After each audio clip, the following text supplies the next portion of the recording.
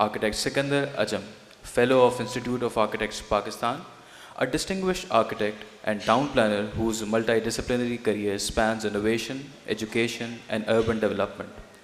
With academic credentials from Pakistan, Wales, Chicago, and specialized studies at Harvard's Graduate School of Design, his practice transcends conventional architectural boundaries. He is the founding force behind the School of Architecture and Industrial Design at NUST Islamabad, reflecting his commitment to shaping Pakistan's design education landscape. His expertise lies in the design of educational institutions, healthcare facilities, and affordable housing, with a portfolio that champions environments for learning and healing. Beyond practice, he has made a lasting impact as an advisor to the Islamabad Masterplan Committee, contributing significantly to the capital's architecture and urban evolution. Please join me in welcoming Architect Sikander Ajam.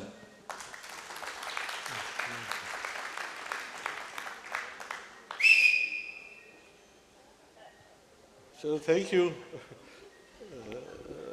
Thank you. I've been here after quite some time to Karachi.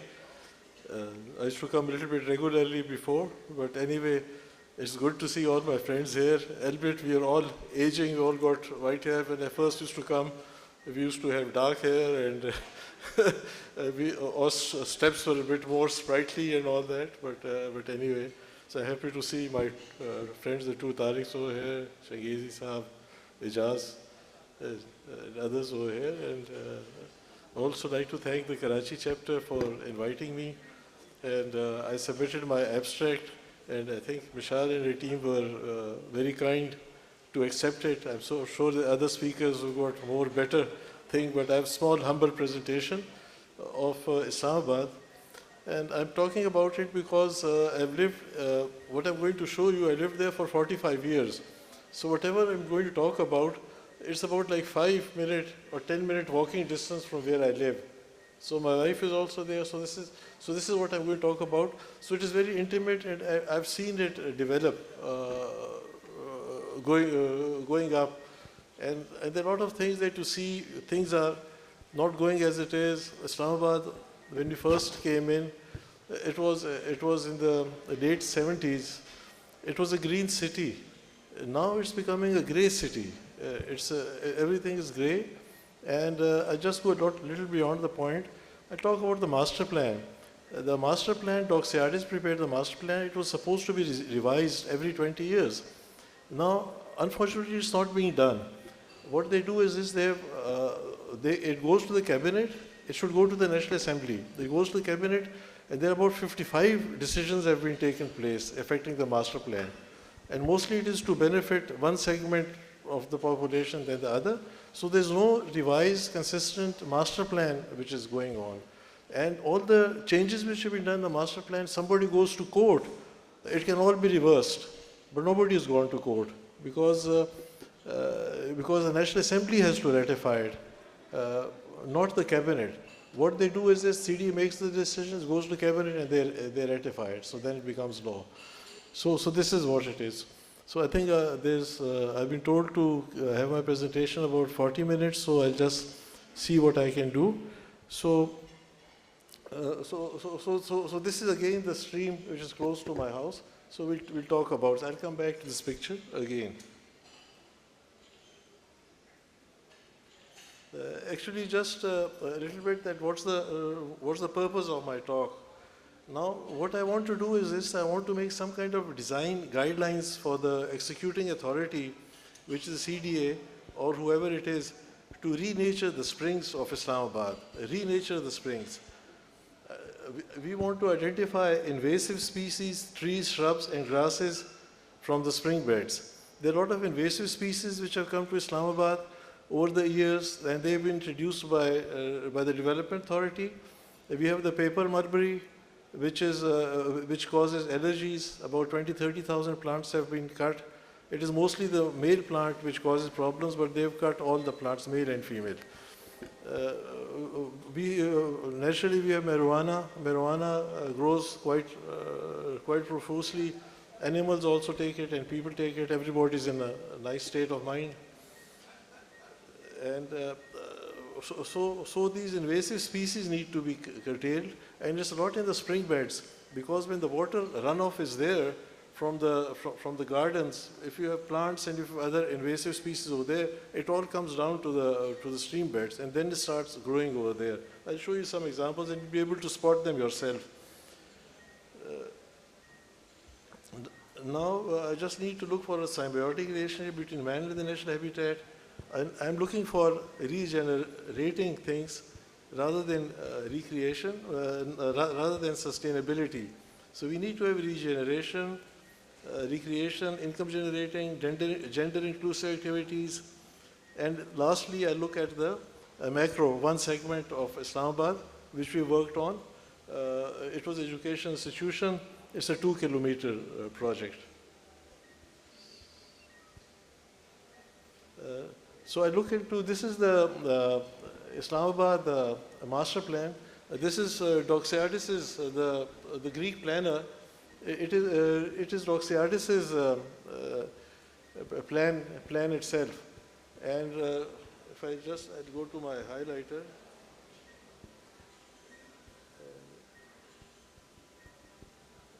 You see, now if you look at it, these are the Marghala hills, from where all the streams come down from Marghala River, where the pointer is. The Kurang River comes from Murray. That's the largest river over there. Then we have a national park over here. This is Rawalpindi, which is supposed to go symbiotically with Islamabad. And we have Islamabad going in one direction. It was a city which grew in one direction. But I won't talk about that. I'll talk about the streams. One more thing, the Swan River is over here. So we have a small dam here. This is the Rawal Dam over here with the Murray, with the Kurang coming into it. And this Rawal Dam is the drinking area for Pindi, but it's all contaminated now. It's got E. coli in it. So anyway, all the streams come down from Marghala Hills, and they go down and they go up to the Swan River. They go up to the Swan River. So this is what it is.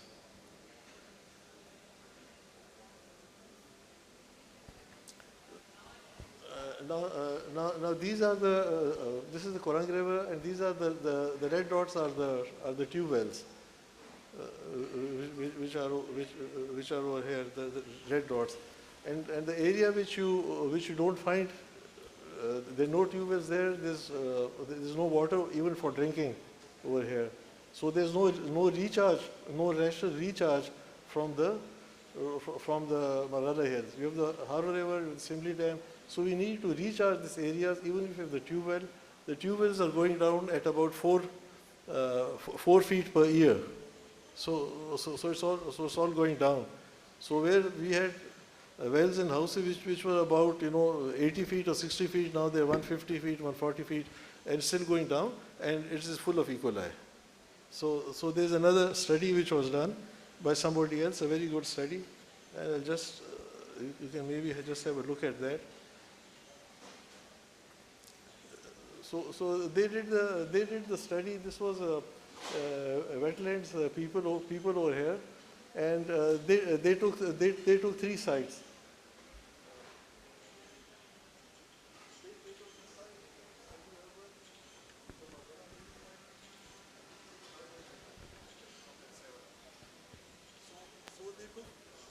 So they took these areas and they did a very good study, a very good, very technical study. I've got the details if you want to have a look at it. You can Google it also, it's on the internet. And they found out that the quality of the E. coli, which causes stomach problems and a lot of other problems, that what was it in the 3 sites. So I just,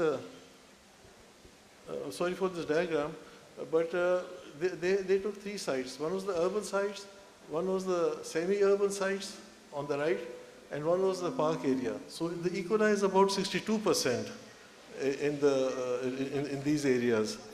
And only in the national park area it's about 14%, and that is E. coli of the animals. So animals, fecal matter over here, so that doesn't matter all that much. But this is, what is the situation? So people are again having bottled water. The water is not safe to drink. The streams are being neglected. They're being poisoned slowly. So this is what is happening. So the problems, just look at the problems faced by the Islamabad National Springs, the depleting waterfalls, disappearing streams, overpopulation, lowering of Islamabad water table, dumping of raw effluent. People are making basements, they just dump the raw effluent there. And some of the streams where I was taking photographs, I couldn't even stand there. There was such a terrible stench. You see the photographs, they look very nice, but you can't stand there. And there, I'll talk about the garbage. Islamabad generates about, per day, about 1575 to 1,600 metric tons every day. About 700 of that is taken to a landfill by CDA. So the rest of it, about 900 metric tons, is left where it is, or it's dumped into streams, or dumped into the open areas, and it's there. So that causes, again, the pollution of the streams. 30% of it is recyclable, which the scavengers take away. 60% is organic. Again, we have encroachment by residents, by madrasas go there, squatter settlements of a certain religious sect, they come there, and their invasive species are another encroachment into the springs right of way. So we have encroachments. So now I'll come down to the three areas which I'm going to talk about. This area 1, and this area 2, which is the saw quarter, the squatter settlement, which comes down, and the Islamabad Marriott Hotel area. I live where the Kosar market is written F63. So all these three areas are within walking distance, and the grid of Islamabad is 2 kilometers. So one of the grids is 2 kilometers. So one stream comes from Saidpur over there. It comes from the Japanese park over here, and the other comes from a place called the Haunted Hill and the Islamabad Marriott Hotel. So that's where the other stream comes from.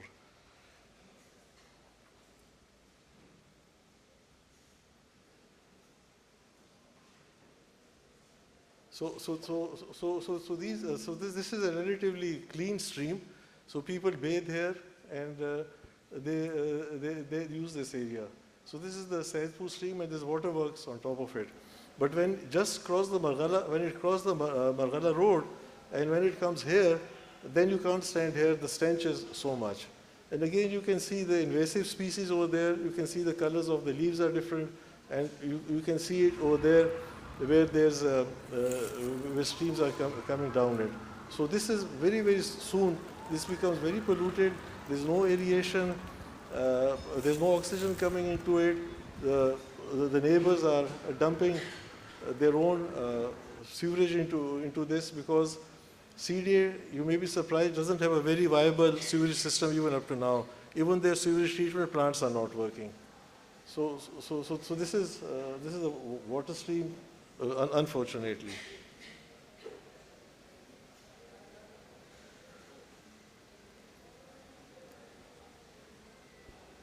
Actually, this is the saw quarter scheme, and actually the area is very nice, and there are a lot of possibilities. But again, you can see the sewage there. You can see everything here. It has a lot of possibilities for promenade and even for improving the economic activity. This is when the stream goes down. But there wasn't much smell because it was getting irrigated. There's invasive species over there. The bamboo is the invasive species. It comes down. It goes down here. Then here the problem is this, that there's encroachment. You can see the encroachment to the right. There's a flower market over there. It has a back to the stream, and they're all dumping. Everybody's dumping their waste into these streams. Actually, there should have been places for recreation, places for income generation, places for gender inclusion, places for walking.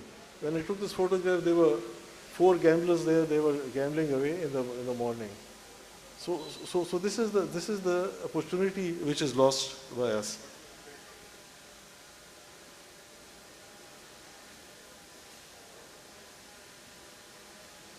This is the stream which comes from the Haunted Hill.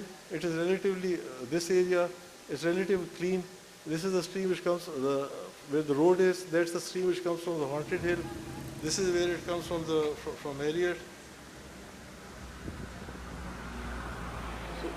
so this is the Haunted Hill stream. This is the stream which comes down from Marriott. And I took the stream, this was drought, and after 4 or 5 months of no rain, this was only when the rain started. So I took this photograph here. So again, it's very difficult to change the hydrology. I would not suggest anybody changing the hydrology of the streams, but we need to aerate it, we need to do something else to it. And it's a very pleasant environment when you just cross the bridge and you go there on the other side.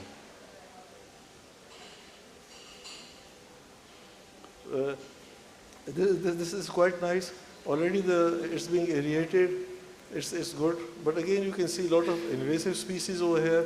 Complete invasive species running down here on the side. You can see the colors are different. But this stream is clean. And it's being aerated also, so there's no smell here. And this is quite a nice area, which I'm sure if it's developed a little bit more, it will become a very good tourist attraction over here. Again, these streams are home to a lot of habitat. This is close to our home. These are bats, and they have a diameter about this big, about 1.7 meter. But fortunately, they don't take blood. They eat fruit. They're fruit bats, and they look like foxes. And they don't carry rabies, but they carry 2 bad diseases. So they're over there. They ventilate. They're quite big. And at night, you see them with a big wingspan going over our house. My neighbor over there is very upset because he got solar panels and he has to clean them all the time. So they just do it on the solar panels. So what I'm saying is this, that the streams are habitat to all these animals. Why? Because there are a lot of insects come from the streams. So a lot of birds and rare birds, and they all come down following the stream there. And the bats also in the evening, when it gets dark, they start going away. And the older ones are not very friendly, but the younger ones are friendly. I used to play tennis over here, so they used to, young bat used to come, used to wait for me. So when I used to lob the ball up, he used to go underneath my ball. So, so he used to wait at that time for me. He used to be floating with the ball. So, but I advise people not to get too close to these bats. And they, when it gets hot, they start ventilating. So what I'm saying that these streams are home to pangolin, to turtles, to even to wild boars, to the leopard, to the common leopard, which is over here.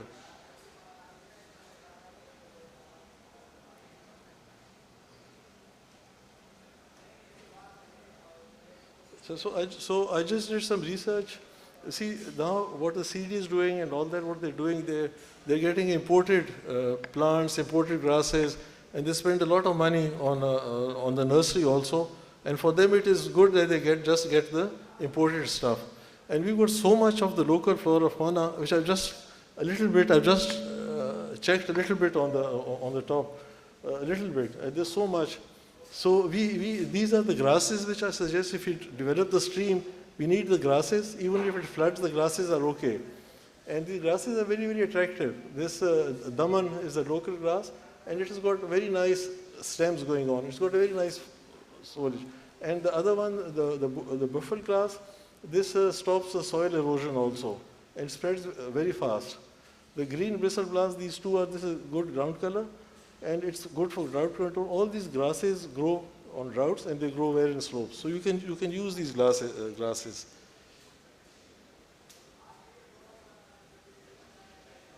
There's the blue panic grass, there's the purpura grass, and there's the khar grass. So again, you can see the very, very attractive local grasses. So, I mean, why should we start importing things and all that?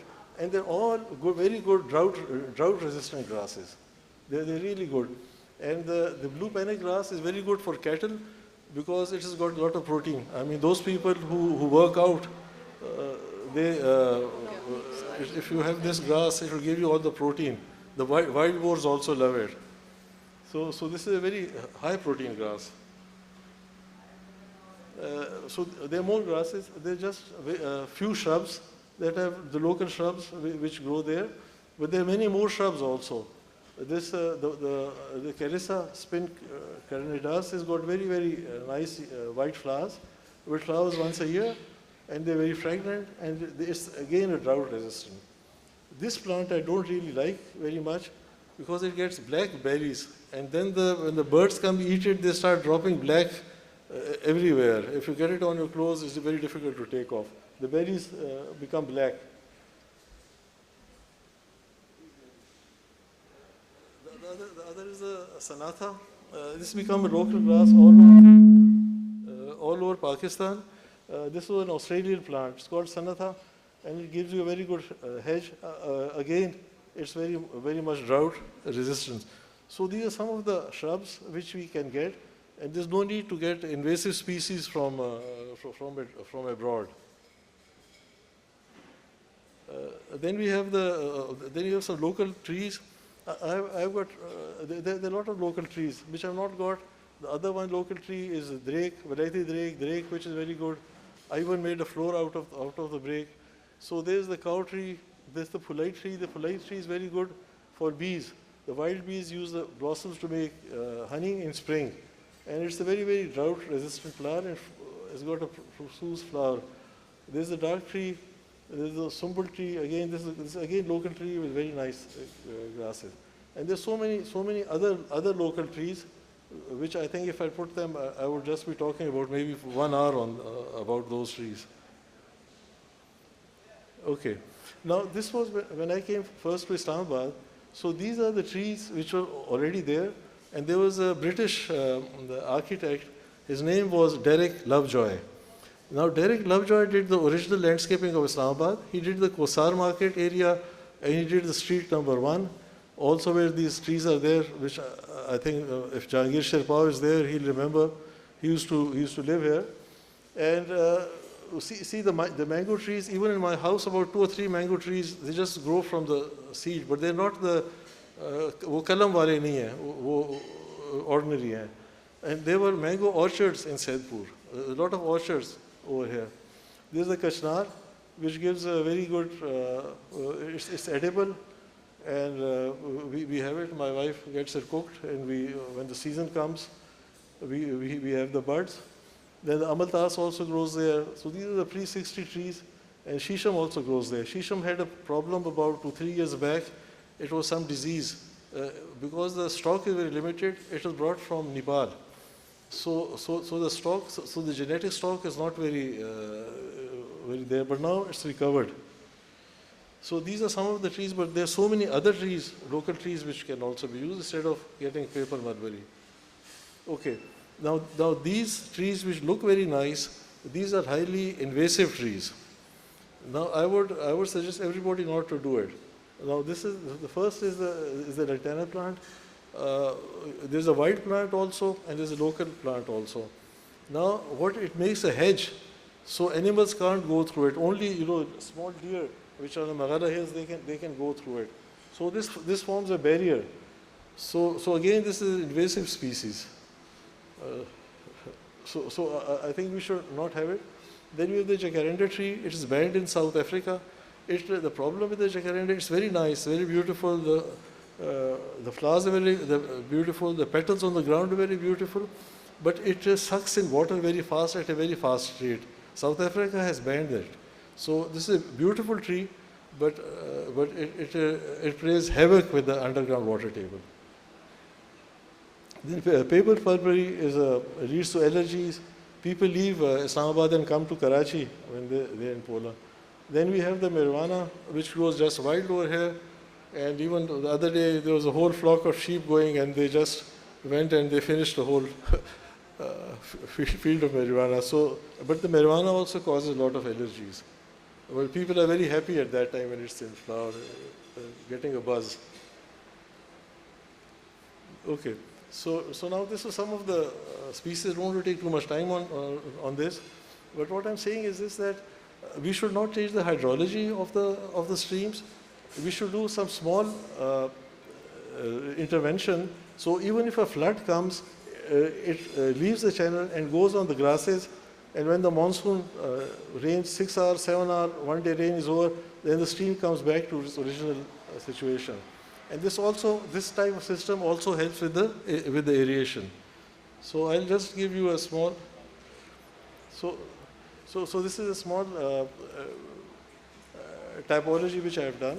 So what we have is this, that we start with this can be introduced into all the streams, where the pointer is. You can have a small filter. It's a very simple filter. The first one is a coarse sand filter. The other is a fine sand filter, and you should have spaces where you can clean it. I have a section of it also. You can have a look at it. You need to aerate the stream a little bit, go around it, but not change the hydrology. The right of way should be the same. You can have small walking paths around it. You can have the local trees. I've just put the mango tree, the kashnar tree, the amaltas tree. They all flower in different times of the season. The shisham, the fulai tree, which the bees love a lot, the silk tree, the people tree is also being finished, the dark tree. And then you can start with the bushes and grasses. We can have colorful grasses on the side. And then we can start off with very nice colorful grasses, which I discussed earlier, which I've got a list of it. The khar grass, the damar grass, the buford grass, the green bristle grass. And even it can flood on top of it, doesn't really matter. Then after the grasses, we have the bushes. Then we have places for picnic area, for cycling area, bridge connection, and we can have a small dhaba shelter here, which can also be run. So this becomes a living ecology. It is not just sustainable, it's regenerative. So we are introducing local species which are hardy, which look after soil erosion. So this should be the approach. This is just an approach. This is just giving some guidelines which can be followed. So this is at the micro level. I'm talking about the macro level also. This is just the section of the sand bed. You just step it down. It's a very simple mechanism. There's no moving parts, nothing, and it just purifies. So if you can have it at some places, you can just have it. You'll just purify the water. Now I just some quick. So now this is Saidpur itself. So anyway, so this is the Saidpur, the squatter settlement. So this is a stream which comes down. You can see it's polluted.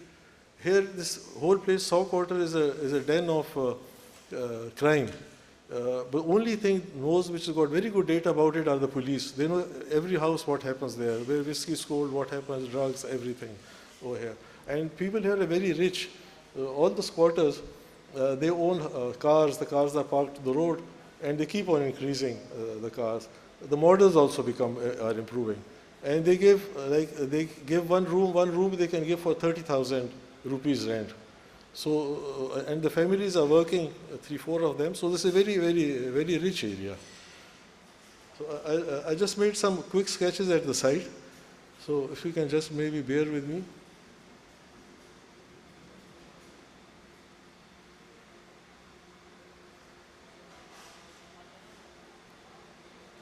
So this is, at the site I just made a very, it's not like the AI which we saw yesterday. But you see, what we can really do is this, that we can uplift this area and we can give employment to the same people over there. They can open restaurants and they can use this as a promenade. There are 2 or 3 promenades which go through. They just have to clean it up, clean up the street, have the promenade, and make money out of it. So this is just a suggested business plan.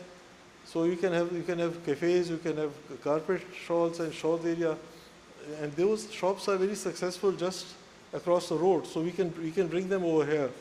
So now if you go down, you can have the grasses, the colorful grasses, the orange grasses. Then you can have the shrubs, and the water, it floods. It can go over it, and we can have the promenade over there. And do it, and these are some local trees which we can solve. And this is a Sally Point over there, you can go through it. So anyway, we don't change the existing hydro system, we just maintain it, we just clean it. We put some rocks there for aeration. So this is, very small intervention can be done here, and everybody can make money here. So that is there. Just a few plantation guidelines. What the trees, what you should have trees well adapted to the pothar environment, doesn't cause allergies, shrubs, grasses, invasive species to be curtailed, and definitions of invasive species should be made clear, list should be prepared, and we should re-nature the natural spring and its embankment and right away of native species. Then I would not like to mess with the existing hydrology of the streams. We should have aeration without affecting the hydrology, filtration process. We can define the edges of the spring, have jogging tracks, understand climate change, because a few days back we had a hailstorm and the hail was like a tennis ball. And when it fell on the floor, it bounced off 5 feet. And I think Ghani glass must be very happy because all glasses and all the glasses broke. And the mechanics are having a very good field day because all the cars' headlights, windshields are broken, so they're not even talking to anybody. So the glass people and I think Ghani glass should maybe move there.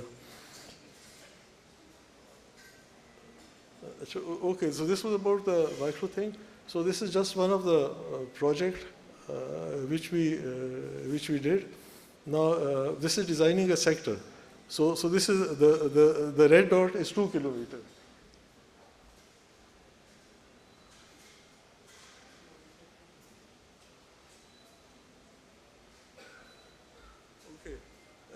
This was supposed to be a medical city. So we gave them a proposal which was very different from what the existing sectors have been done. One, we saw the streams as being most important, we worked towards that. Number two, what we worked was this, worked with my son, and he also provided most of the ideas, that we'll have very few roads. Now, you see what happens to roads. After every 25 years, all the roads have to be dug out again, and all the roads have to be resurfaced and everything. That is when they do work honestly. But I think if they don't work honestly, then every 5 years or so, it's a huge expense for the municipality. So if we can curtail the roads and still provide movement, that would be the best way to do it. So that's what we were trying to have some new ideas, bounce our ideas through this. So this was a sector in I-17, and there were two streams coming through. The gray area was a village here. Now they've acquired it. It's called None. So we left it as it is, and there was a bit of wetlands down there. So we used this in our design, and we worked on it. We incorporated it, and we faced the buildings. What Islamabad is doing, what Dr. Saris did do, but now the streams have become the back area. People throwing their rubbish there, the flower shops over there. Nobody's seeing the stream as living entities. I mean, they're living entities, and that's what Islamabad is all about. Islamabad is not grey, it's the green, the stream. Why do you come to Islamabad? Because you want to see green, but they've destroyed the streams, and they're going to do it more in future.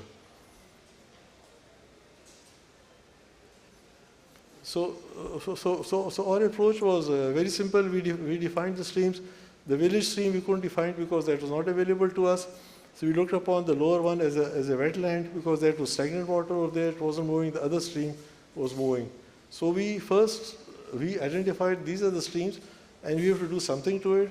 And we have all our buildings and all whatever we're going to design, they're going to focus on the streams. So that was a design approach. Very, very simple design approach. The conceptual idea was we had a natural north-south axis of the stream, so we just saw this axis there. We said this is where we're going to locate our buildings. The main gate they put there, so anyway. So we had two axes. One was the stream axis, one was the circulation axis from the other side, because that was closer to the city. This was closer to the other sectors which have now developed. So it is now fairly, the whole area, the population has increased quite a lot. So the conceptual idea was this: it's a medical university and medical buildings and medical hospital. So we zoned the medical buildings on one side, leaving the streams, and having the medical buildings having the approaches to the stream. We have the filter clinics, they approach the stream. We have 200-bed hospitals, they also look into the stream. We have a large hospital that also looks in stream. We've got startups and hostels on the other side. So very simple plan.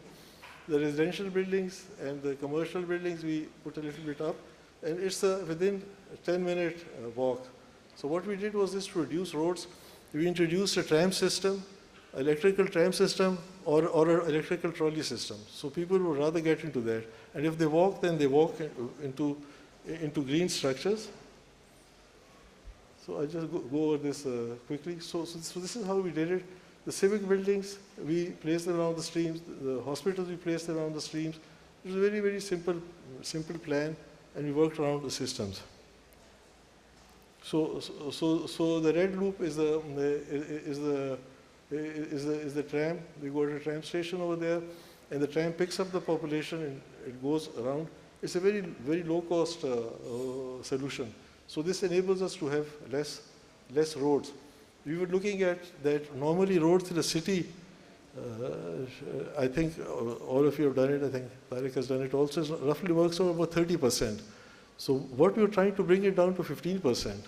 So if you save the other 15% on road maintenance, but we could do it maybe in this. So this is what so this was the final plan that we came up with. And you can see that, here's the pointer. So you can see the bottom here. Here we have the filter clinics.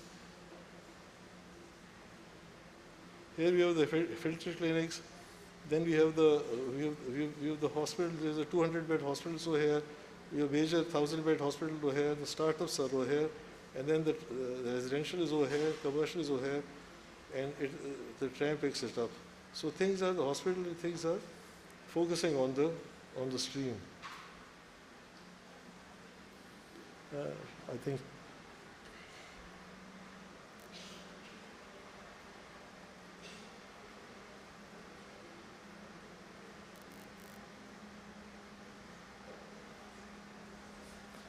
See these are schematics. But you can see that we are giving importance to the stream. We are giving right of way to the stream. If it floods also, it can flow over. The main hospital can look into it. So it works out to a better environment. These are where the filter clinics are. So we are avoiding too much concentration on roads, bringing it down to about 15%. Having the hospital and the filter clinics, looking into the wetlands, and again they'll all be with the non-invasive species. They'll all be worked out like this.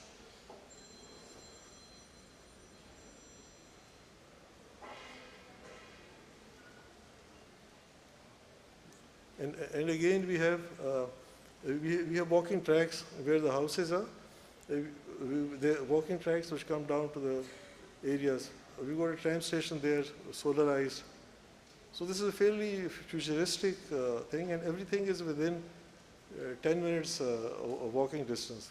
Commercially also it's viable because the 20 is a commercial, and so it's a very nice present environment, easy to maintain, easy to upkeep.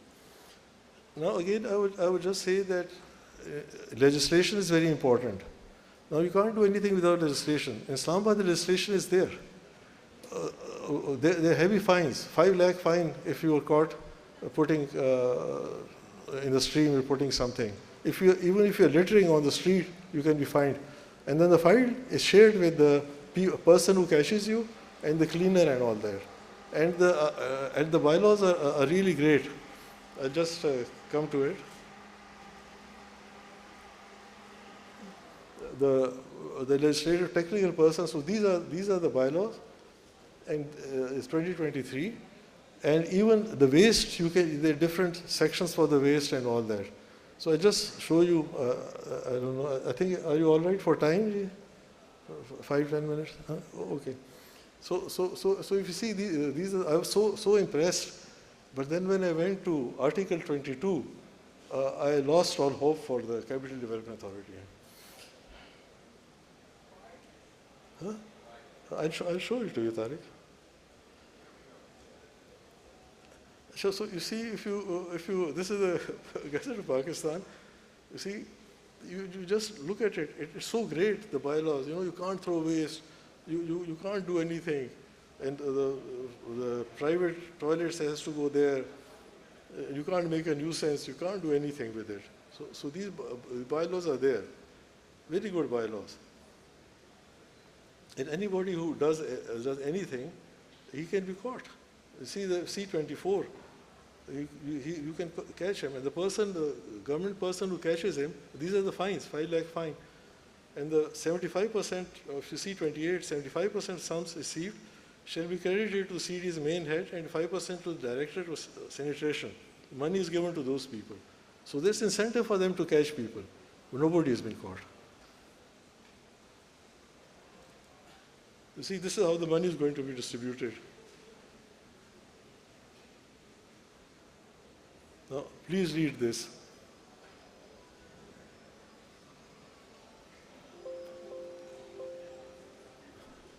They have been taken from Zanzibar. It's a cut and paste from Zanzibar. See, now we are talking about implementation. Think about implementation. The guy, it's been there since 2023. So nobody has gone through it. Nobody has read it. So I don't have much hope for the streams and all that.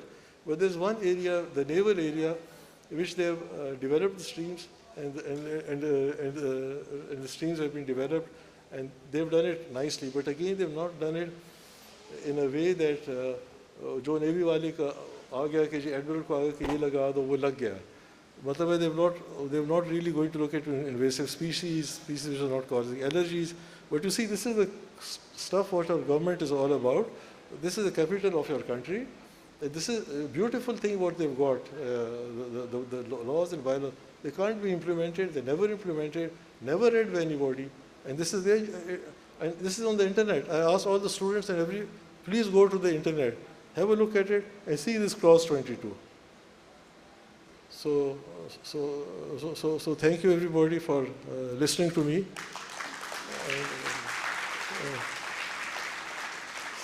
So I'll end in Zanzibar. So I'm sure Zanzibar must be a very nice place.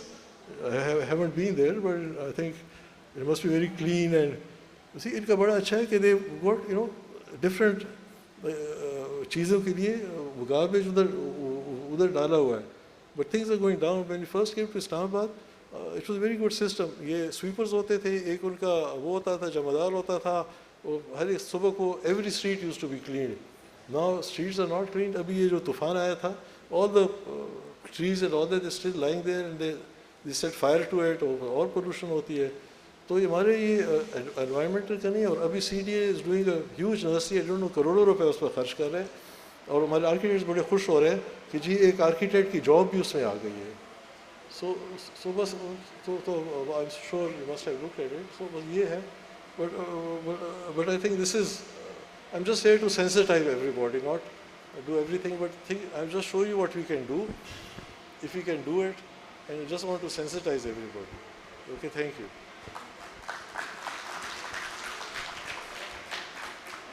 Thank you so much, Sikander Saab, for this enlightening session.